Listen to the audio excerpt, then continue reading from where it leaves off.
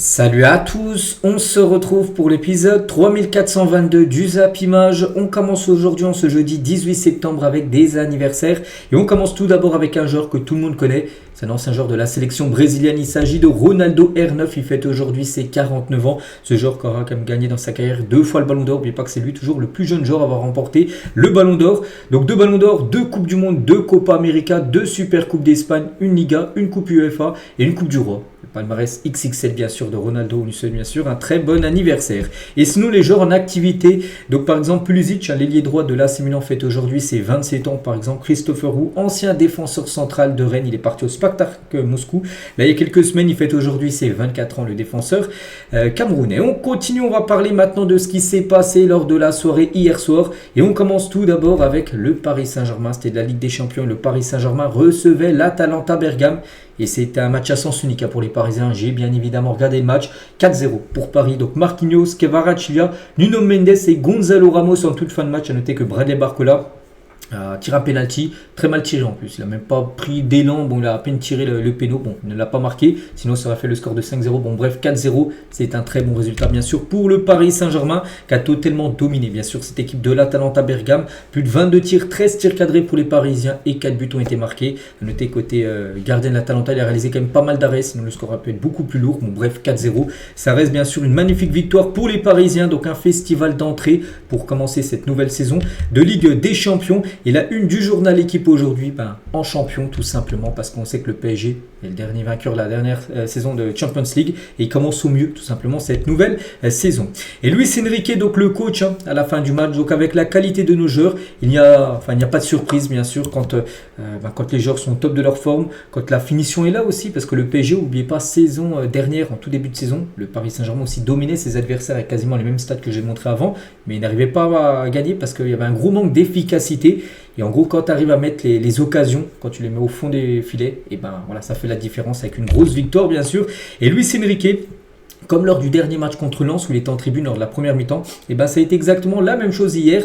Il a encore regardé le match en tribune. Il n'est pas suspendu, juste il préfère. Parce que là, regardez, il est quasiment au toit, pratiquement au niveau du toit du Parc des Princes. C'est comme c'est une autre vision tout simplement du match.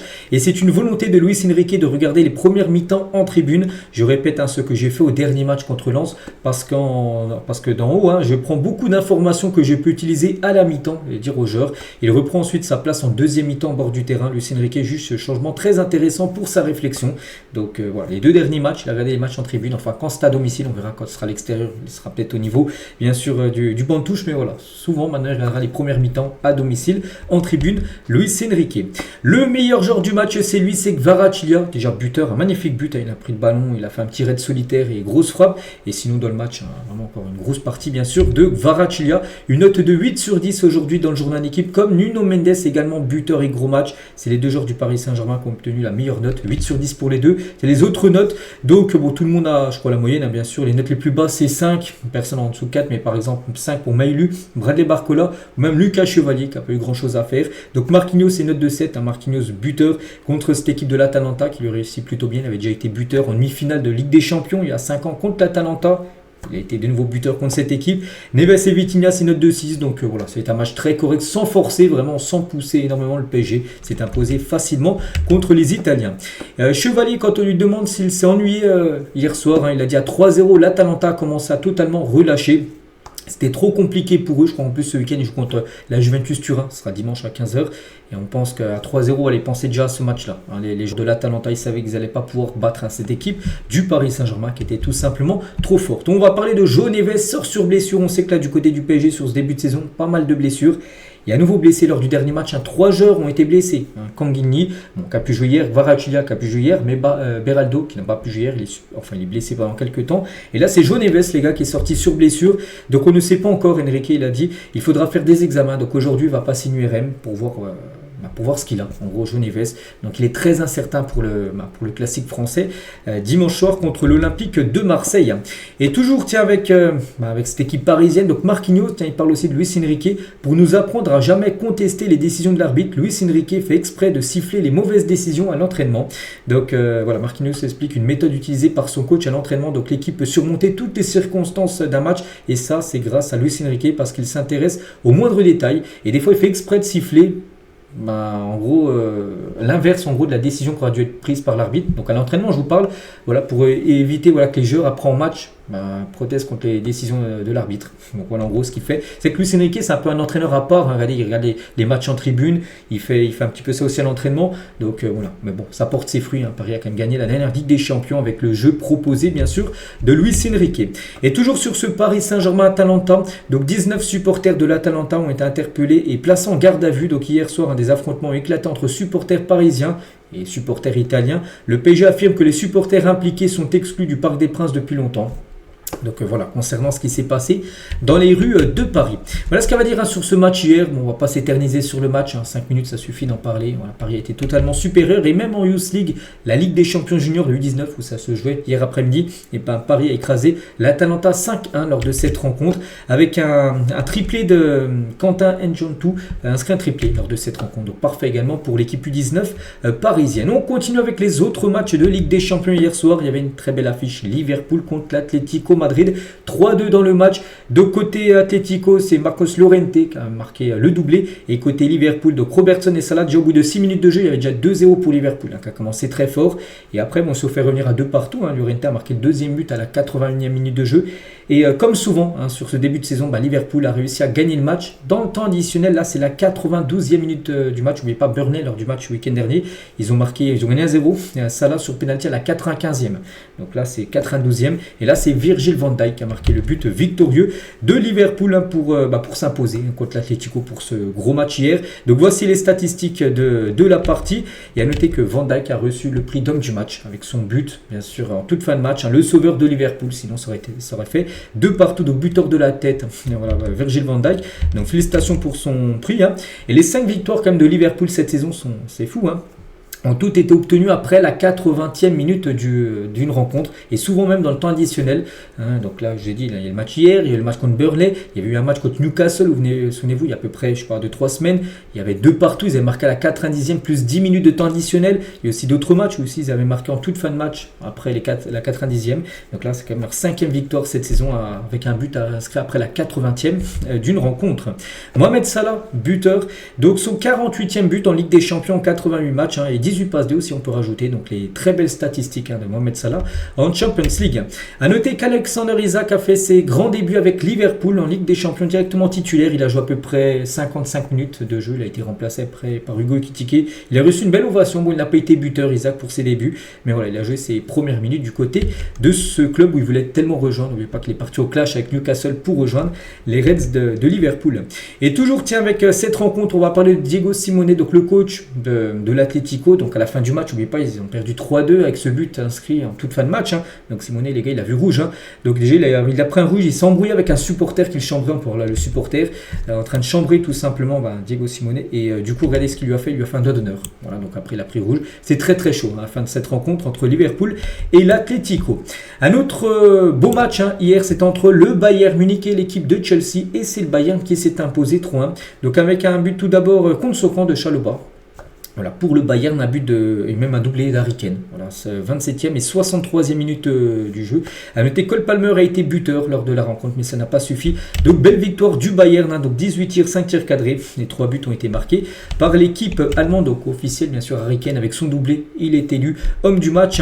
Et Harry Kane, c'est quand même fort, ce qu'il fait en ce début de saison. Ça fait seulement un mois à peu près que là ils ont repris à peu près aux alentours du 15. Le Bayern, donc là on est le 18 septembre, donc on va dire un mois.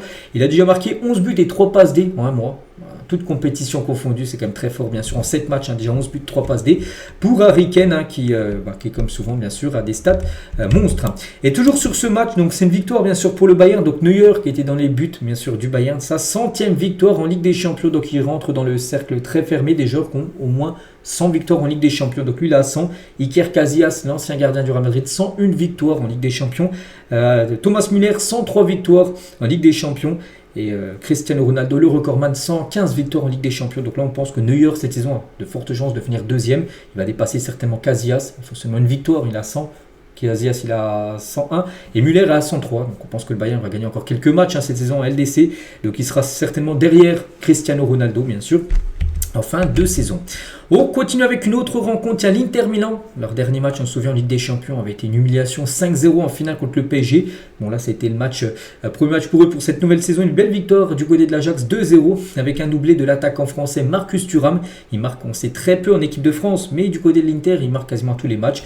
Donc il avait marqué lors du dernier match, perdu contre la Juve 4-3.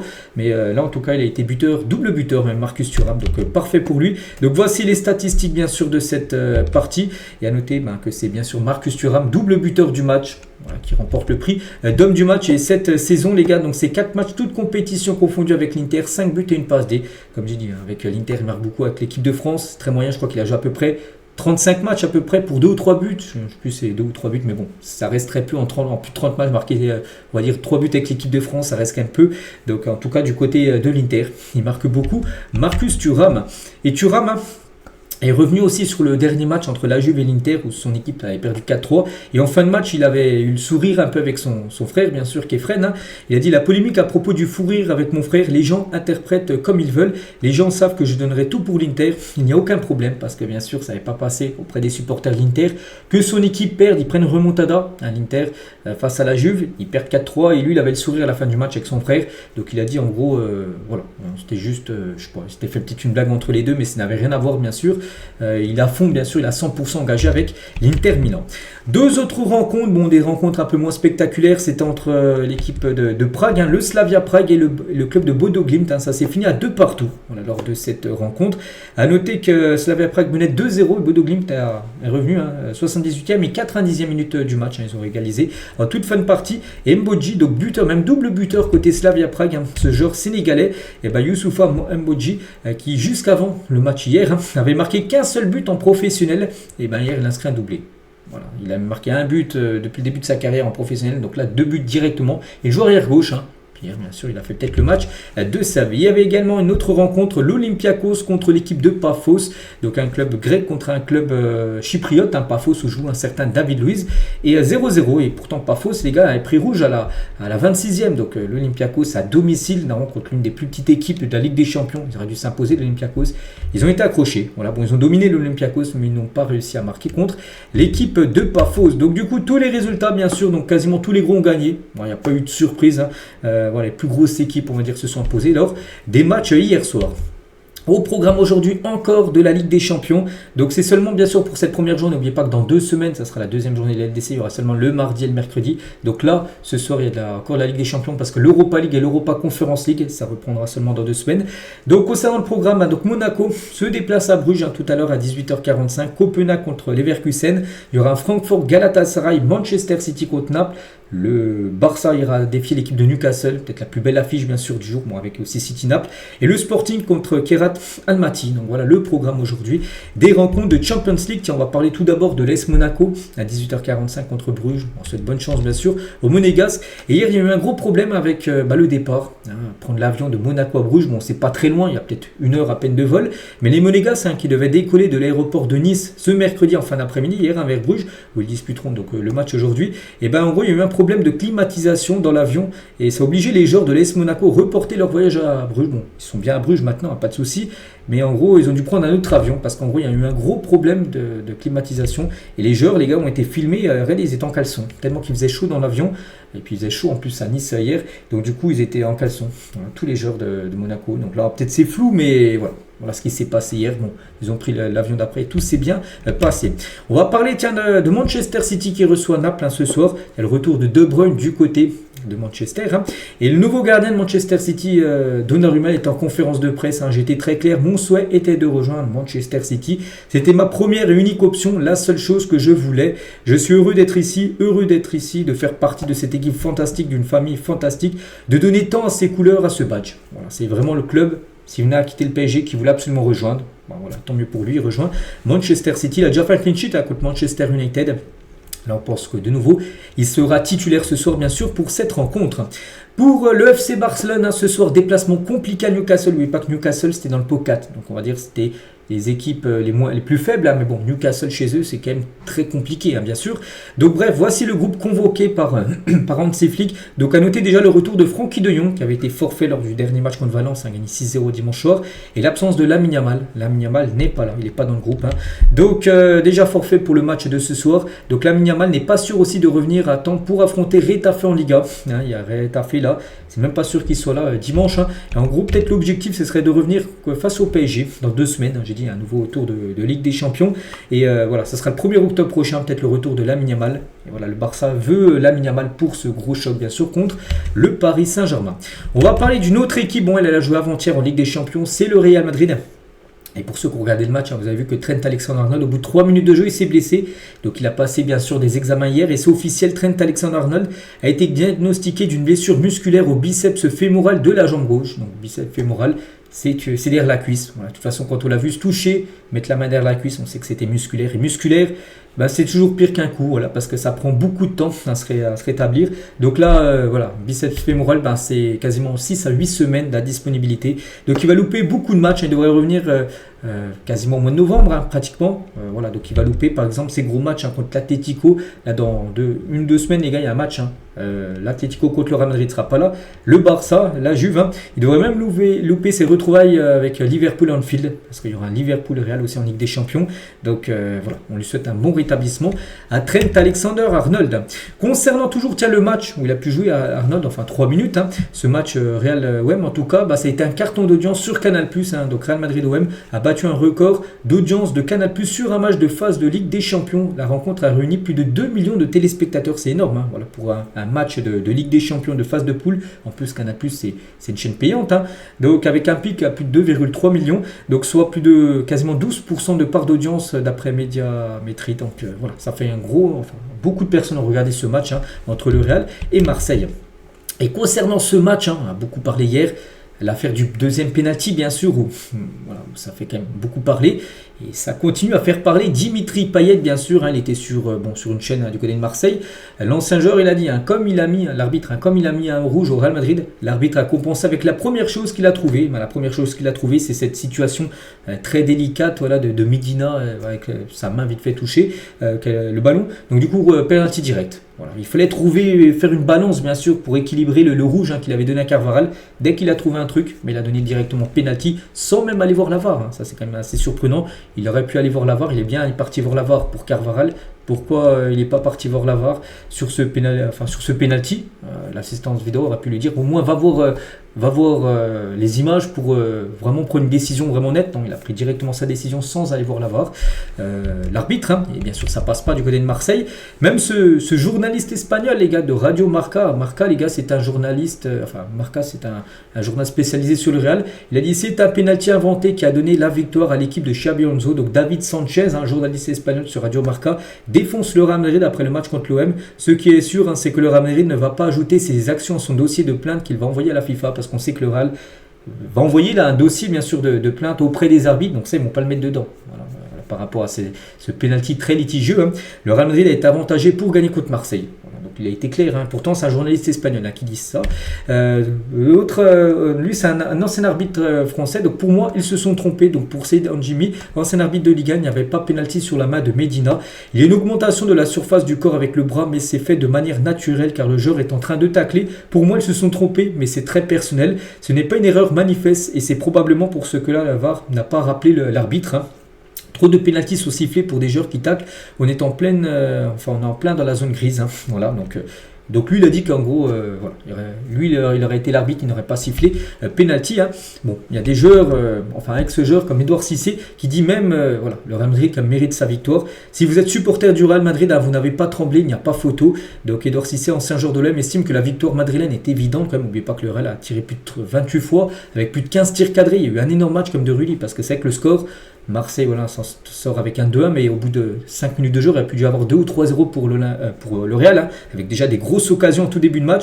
Il a dit, vous l'avez vu, hein, qu'ils étaient à 11 contre 10. Si je suis sincère, en prenant un peu de recul, il n'y a pas photo, hein, sur cette victoire comme du Real. Donc il n'y a pas de genre Marseille qui m'a impressionné. De 1, c'est bien, ils n'ont pas pris une rouste, hein. Je ne veux pas tomber sur Marseille, il faut juste être objectif. Il y a une équipe qui était meilleure. le Real, qui s'est créé quand même les plus grosses occasions, bien sûr, avec Rulli qui a réalisé quand même plus de 13 arrêts dans le match. Hein, voilà. Donc il n'y aurait pas eu un gros Rulli. Le score a été peut-être à 5-6-1, puis le pénalty, on n'aurait même pas parlé de ce pénalty peut-être inventé, peut-être qu'il n'y aurait même pas eu pénalty, ça aurait eu 5-1 dans le match. Hein. Bon bref, ce que j'ai vu dans le jeu de l'OM, je me demande quelles sont les ambitions. Là, il n'y avait rien, ils essayent de repartir de derrière, mais il faut de la proposition au milieu. Pourquoi ne pas mettre Angel Gomez, hein? C'était fade alors que ce n'était pas un bon Real. J'ai vu tellement peu de choses que c'était difficile de faire un débrief technico-tactique. Donc voilà ce qu'il a pu dire Edouard Cissé pour lui sur cette victoire logique, on va dire, du Real face à l'Olympique de Marseille. Et pour revenir sur le penalty, donc disons qu'aujourd'hui c'est tombé de notre côté. Donc Xabi Alonso répond à Samir Nasri concernant le second penalty accordé. Donc Nasri a dit que c'était une compensation du rouge. Hein. Bon, c'est son avis, hein. Je n'ai pas vu beaucoup d'images de cette action précise, je ne peux pas avoir d'avis. Voilà en gros ce qu'il a pu dire, tout simplement. Xabi Alonso. Et concernant le Real, hier, je dis que le Real Madrid était l'équipe qui avait obtenu le plus de pénaltys dans l'histoire de la Ligue des Champions, son 62e et 63e pénalty obtenu avant-hier contre l'OM. Donc il dépasse le Bayern qui a 62. Mais si on regarde ces statistiques de plus près, on peut voir que le Real Madrid, oui, en termes de match, c'est pas eux en gros qu'on a obtenu le plus. Si on fait le ratio de pénalty obtenus par match, en gros, le Real c'est 63 pénaltys mais en 504 matchs. Le Bayern c'est 62 pénaltys mais en 408 matchs, quasiment 100 matchs de moins. Voilà, en 104 matchs de moins même. Et le Barça, c'est 56 pénaltys obtenus en 363 matchs. On peut voir à peu près la moyenne 0,125 pour le Real, 0,151 pour le Bayern, 0,154 par match pour le Barça. Donc en gros, ce qui veut dire en proportion par match, dire que le Barça obtient plus de pénaltys que le Real Madrid. Voilà. Il faut regarder ces chiffres de plus près, bien sûr. Mais bon, pour l'instant, c'est bien le Real Madrid qui a obtenu plus de pénaltys de l'histoire de la LDC. Longoria a offert des boules de pétanque à Florentino Pérez lors de leur rencontre avant-hier. Voilà. Et en échange, il a reçu une réplique de l'antre des Merengues. Voilà, échange bien sûr de petits cadeaux entre les deux présidents des deux clubs qui se sont affrontés. On va parler cette fois-ci de Kylian Mbappé. Donc il y a le Ballon d'Or lundi, il confirme qu'il ne sera pas à la cérémonie du Ballon d'Or. Il ne va pas gagner le Ballon d'Or, il ne sera pas présent. Il a dit, pour rappel, donc déjà le Real Madrid avait boycotté la cérémonie après le non-sac de Vini l'an passé. Il a dit, je serais content si Dembélé gagne parce que c'est mon ami et je le supporte depuis le premier jour. Je vais regarder à la télé en espérant qu'il gagne. Donc Mika Richard a dit que j'allais gagner le Ballon d'Or en 2026. Bon, pour le remporter, il faut gagner des choses, donc je dois aider mon club à remporter des trophées. Après on verra. Donc on ne sera pas là, c'est dommage parce qu'Mbappé est bien sûr invité, comme pratiquement tous les grands joueurs sont invités pour la cérémonie. Après il peut venir ou pas venir, mais il sait que certainement peut-être Dembélé va gagner le Ballon d'Or, il aurait pu être là pour son ami. Voilà, bon, il ne sera pas là. Il ne sera pas là. Kylian Mbappé regardera bien sûr cette cérémonie à la télé. On continue, on revient sur un match de Ligue des Champions également, sur avant-hier, sur ce Dortmund-Juve, enfin c'était à la Juventus, il y avait 0-0 à la mi-temps, 4-4 en fin de match, une deuxième mi-temps folle. Et cet arbitre nous a fait mal. Igor Tudor était remonté contre François Le Texier, c'était un arbitre français qui a arbitré ce match. Il a dit il y avait un pénalty pour nous, il faut le dire, car avec un pénalty pour nous et sans pénalty pour eux, le score aurait pu se terminer à 4-2 pour la Juve. Donc ce n'était pas son jour. Voilà, en gros, là aussi, bon, j'ai pas vu le match, parce que j'ai plutôt regardé Real Madrid-OM, mais là aussi, à ce qui paraît, il y a eu un problème d'arbitrage de la part de Le Texier, enfin d'après Igor Tudor. Et dinguerie, parce que Igor Tudor et Niko Kovac, donc les deux coachs qui sont affrontés, l'un avec Dortmund et l'autre avec la Juve, se sont quittés sur un 4-4 lors de ce Juve-Dortmund. Il y a 25 ans, les deux Croates s'étaient aussi affrontés lors d'un Hambourg-Juve qui s'était conclu également sur un 4 partout. Ce jour-là, les deux avaient même marqué. Voilà. Le gardien, même allemand, avait même marqué sur penalty, un gardien. Donc voilà, concernant ces deux entraîneurs croates qui se sont affrontés lors de ce Juventus, bien sûr, Dortmund. Et toujours du côté de la Juve, on va parler de Dusan Vlahovic, qui a réalisé un gros match, 2 buts et une passe des contre Dortmund. Mon travail est de marquer des buts. Quand ça n'arrive pas, on me critique. Donc il répond aux critiques après son match de fou. Il a dit beaucoup de choses ont été dites sur moi et 99% n'étaient pas vraies. Cela peut déranger, mais j'ai trouvé de la force. Je veux toujours plus, je ne suis jamais assez heureux. Donc aujourd'hui, j'ai encore des attentes très élevées. J'essaie de garder l'équilibre. Voilà ce qu'il a pu répondre à toutes les critiques qu'il a pu recevoir ces derniers temps. On continue cette fois-ci avec Thierry Henry. Il dit actuellement, personne n'a une équipe aussi solide qu'Arsenal. Voilà, en Europe, en Ligue des Champions, peu importe, il faut absolument gagner quelque chose cette année. Plus d'excuses, parce que bien sûr, c'est encore un grand fan des Gunners. Et dit vraiment qu'Arsenal est une équipe redoutable. Oui, c'est une équipe très costaud. Et il faut gagner quelque chose cette saison. Peu importe quoi. Bon, bien sûr, un gros trophée, la Première Ligue, la Ligue des Champions, on ne sait pas. Mais voilà, il faut gagner quelque chose parce qu'il dit qu'il ne voit aucune équipe plus forte actuellement que Arsenal. Thierry Henry. On continue avec cette saison de Ligue des Champions. À noter, il n'y a aucun entraîneur français. Ça, c'est plutôt rare. En Ligue des Champions depuis 1992. C'est vrai que si on regarde même les clubs français, avec le PSG, c'est Luis Enrique, donc c'est un entraîneur espagnol. Roberto De Zerbi, donc c'est un entraîneur italien, je crois. Du côté de Monaco, Adi Hutter, c'est je crois un entraîneur autrichien ou allemand, je ne sais plus de quelle nationalité. Bref, il n'y a pas d'entraîneur français en Ligue des Champions. Et ce n'est plus arrivé depuis 1992. Donc voilà, c'est vrai qu'il y a beaucoup d'entraîneurs français qui entraînent des équipes, mais pas en Ligue des Champions cette saison. Toujours tiens avec la Ligue des Champions, vu que là on est en pleine semaine de LDC. N'oubliez pas les gars, les 15 meilleurs buteurs de l'histoire de la Ligue des Champions, c'est ça. Le classement avec Ronaldo bien sûr en première position. Donc tout à droite en bleu ciel, on va dire c'est le nombre de buts marqués. Juste à côté c'est le nombre de matchs joués. Donc il y en a ils sont impressionnants bien sûr, comme Erling Haaland qui est là les gars, 10e et 49 buts en 48 matchs. Le ratio c'est exceptionnel bien sûr. Regardez, Thierry Henry il a marqué un but de plus que Erling Haaland, 50, mais il a joué 112 matchs, donc plus du double que Erling Haaland. Donc Mbappé qui a marqué son doublé, 57 buts en 88 matchs. Kylian Mbappé, le recordman bien sûr, toujours Cristiano Ronaldo avec ses 140 buts. On continue les gars, en clôture cette page Ligue des Champions. On continue avec d'autres infos. Tiens, dimanche les gars, gros match. Marseille reçoit le Paris Saint-Germain. C'est une très grosse affiche. Et la rencontre entre l'OM et le PSG est jugée à très haut risque par les autorités. Donc la division nationale de lutte contre le hooliganisme a classé le match niveau 5, 5 sur 5, voilà, le maximum possible. Donc les supporters parisiens sont pourtant une nouvelle fois interdits de déplacement. Il n'y aura pas de supporters parisiens, ça c'est sûr. Mais voilà, il pourra y avoir des débordements, je ne sais pas, peut-être avec le bus du PSG, tout ça. Voilà, la rencontre est classée à très haut risque entre ces deux équipes qui vont s'affronter dimanche soir. Et du côté de l'OM, donc Mehdi Benatia, on attend encore plus contre le PSG. On attend ce genre de prestation mais avec plus d'envie, de personnalité. En confiance avant Paris, il a dit c'est un grand mot. Tu sors avec une défaite voilà, contre le Real. Mais en tout cas, tu dois prendre en considération qu'on est capable de faire déjouer une top équipe. Le PSG avec nos supporters à la maison, on attend ce genre de prestation mais avec plus d'envie, de personnalité. Je regrette ces 30 premières minutes, mais pour avoir joué ici, je ne sais pas, c'est évident. C'est la loi des gros et le Real Madrid c'est un gros. Donc il regrette les 30 premières minutes qui ont été compliquées, bien sûr, pour l'équipe de Marseille. Mais voilà, contre Paris, vraiment ils veulent faire une belle rencontre. L'Olympique de Marseille, on verra ça dimanche soir. Et toujours tiens avec le PSG, on va parler d'une joueuse, Alexia Putellas, donc joueuse du FC Barcelone féminin, mais en tout cas le PSG tente de recruter la double ballon d'or espagnole en fin de mercato, parce que là le mercato je crois féminin doit se finir soit ce soir ou demain, c'est imminent, mercato bien sûr pour les filles, donc l'Espagnol n'a plus qu'un an de contrat avec le Barça, il dispose d'une clause libératoire que Paris envisage d'activer, le PSG lui propose un gros salaire, et tout simplement payer sa clause libératoire pour la faire venir du côté du club bien sûr du Paris Saint-Germain féminin. On va suivre ce dossier de près.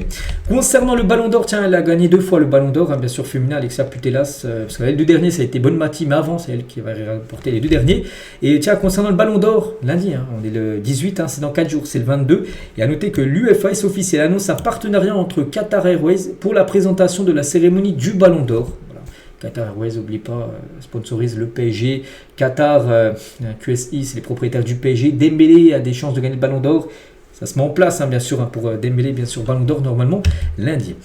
Concernant Rodrigo, je savais que je voulais rester ici à la maison. Donc Rodrigo sur les rumeurs de transfert cet été, parce que c'est vrai que tout l'été on a entendu des rumeurs. Oui, Rodrigo va partir, tout ça. Bon, du coup il est resté, bien sûr. Il a dit des rumeurs de transfert, j'y suis habitué. Chaque année on dit que je pars. Chaque semaine j'étais dans une équipe différente. Je plaisantais avec mes parents et je leur disais, regardez, c'est ma nouvelle équipe. Parce que tous les 3 jours, il entendait une nouvelle équipe. On l'allait signer. Il y a eu du City, il y a eu du Arsenal, il y a eu Liverpool, il y a eu le PSG. Et des fois il rigolait avec ses parents en disant, tiens, regardez, cette fois-ci, du coup les rumeurs m'envoient par exemple au Paris Saint-Germain. Donc, puis du coup lui il était clair dans sa tête qu'il voulait rester bien sûr du côté du Real. Toujours du côté du Real Madrid. On va parler de Hudson. Samedi dernier, il a pris carton rouge direct lors du match contre la Real Sociedad. Donc, il est suspendu un match. Il sera suspendu pour le match contre l'Espagnol Barcelone. Il y a Real Madrid et l'Espagnol Barcelone, ça sera samedi. Et il ne sera pas là, tout simplement. Le défenseur, à noter que le Real Madrid va essayer de faire annuler son carton rouge parce qu'en gros, il n'aurait pas dû prendre rouge. C'était un rouge direct, mais l'arbitre a dû lui donner jaune parce que ce n'était pas le dernier défenseur. Bref, le Real Madrid va faire appel et essayer d'enlever tout simplement ce carton rouge de Hudson pour qu'il puisse disputer le match samedi. On va parler d'un autre Espagnol, c'est Carreras, qui a été très bon contre l'Olympique de Marseille. Donc Luis de la Fuente, le sélectionneur espagnol, envisage de convoquer Alvaro Carreras au prochain rassemblement au mois d'octobre. Il pourrait être appelé. C'est qu'il y a pas mal de défenseurs gauche du côté d'Espagne. N'oubliez pas que Baldé n'est même plus appelé depuis pas mal de temps et ça va rappeler encore un nouveau défenseur gauche. Il y a aussi Cucurella, il y a un autre défenseur gauche aussi qui est appelé, j'ai plus son nom, Grimaldo aussi de temps en temps qui est appelé. C'est qu'ils ont pas mal de grands défenseurs gauche quand même la sélection espagnole et Carreras devrait être rappelé. On va parler de José Mourinho. Fabrizio Romano, son slogan Here we go. Mourinho va devenir le nouvel entraîneur du Benfica. Contrat jusqu'en juin 2027. The Special One va faire son grand retour au club après de 25 ans, après y avoir débuté sa carrière d'entraîneur, parce que oui, à l'époque, il a les cheveux longs, tout ça, et ben c'était Mourinho, sa première équipe qu'il a entraînée. C'était le Benfica. Après, il a fait beaucoup de clubs. Il a commencé au Benfica en 2000. Après, il est parti à Porto, à Chelsea, à l'Inter, au Real Madrid, à Manchester United, à Tottenham, à l'AS Roma, au Fenerbahçe. Il va faire son retour au Benfica. Here we go. Mais pas que l'ancien entraîneur du Benfica, Bruno Lage, a été viré après la défaite 3-2 contre Karabakh. Un mardi soir, c'est pas du tout passé. Il s'est fait virer. Mourinho devrait être annoncé certainement aujourd'hui en tant que nouveau coach du Benfica.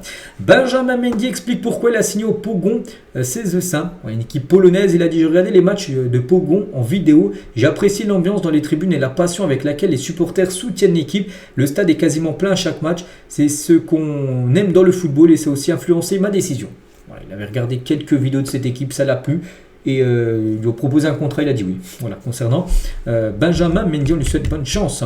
Officiel Tyler Morton, donc joueur de Lyon, qui est pris rouge, les gars, contre Rennes. Souvenez-vous avec ce tacle, oui, ça mérite rouge parce qu'il aurait pu que rompre le tendon d'Achille, bien sûr. Donc il est suspendu à un match, voilà. Plus avec sursis pour sa faute sur Kader Meïté, lors du dernier Rennes à Lyon, c'était dimanche soir.